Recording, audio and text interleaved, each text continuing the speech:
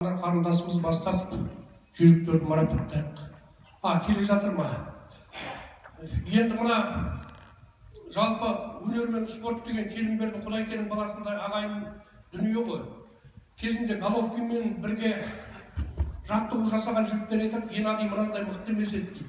Бұны мықтырған өзінің еңбегі маңдай тер дейді. Осы тұрған ақындардың қай-қайсысы да бір Головкин, бірақ өзінің ынтасына, жігеріне, еңбегіне байланысты.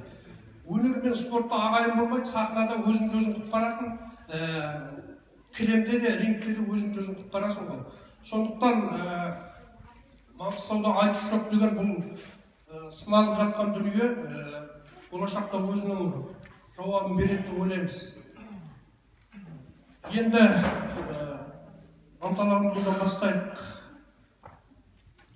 Диплом қазақ хандығының 550 жылдығына арналған ерліктің арқауы елдіктің бастауы атты қалалық ақындар айтысында ынталандыру сыйлығына ие болған Пайбақ Болатбек марапатталады. Қала әкімі Еділ Жаңбыршин. Осындай ынталандыру Мұқанғалиев Алшынбек.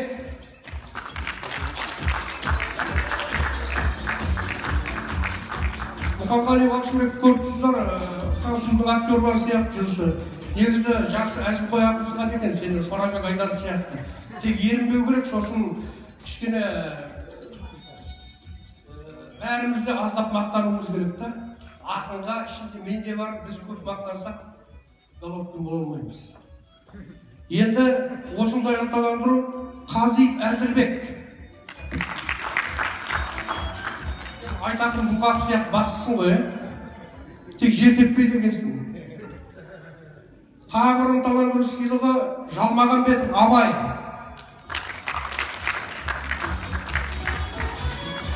Бәрінің мұнда конверті бар екен, қайда айтпақшы? Беріп шық.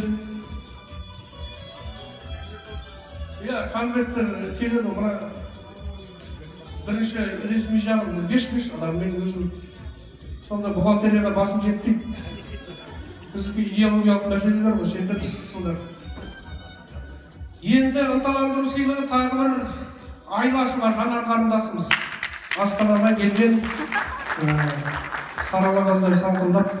Жанар негізі жазбақын ғой, айтыс пен поэзия деген самбо мен дзюдо сияқты нәрсе. Кей кезде бір-бірінің әдісі бір-біріне келмей жатыр.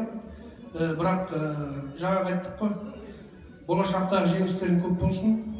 Осылай жиі келіп тұр.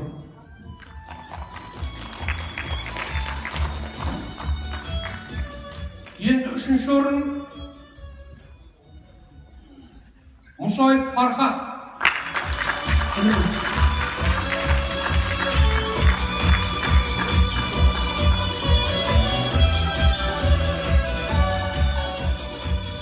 Бұрынғы бас жүлденің иегері.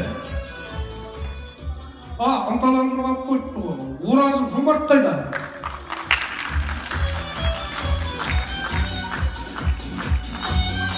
Жомарт, сен ана Сержан Шакировтың үйіне барып тірілей түнеп кетсең жақсы ақын боласың. Домбыраңды ұстасаң өте жақсы болады. Екінші орын Қалбаев Арғынбек. Өмірзақ Қалбаев атамыздың ұрпағы өздерінен кетіп тұрған бүгінгі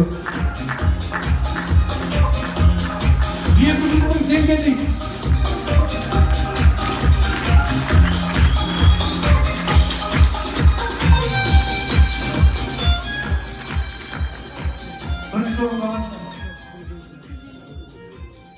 Бірінші орынға 250 мың теңге орынбасар Азамат.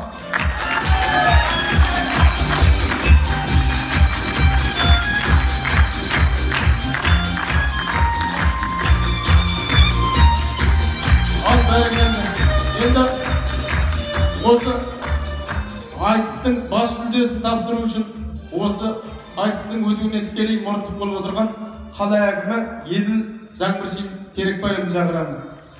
Келіп ақындарға рахметіңізді айтып, бір айтысымыз наурызда болады, екінші айтысымыз қай айда болатынын айтып берсеңіз тіпті жақсы болады.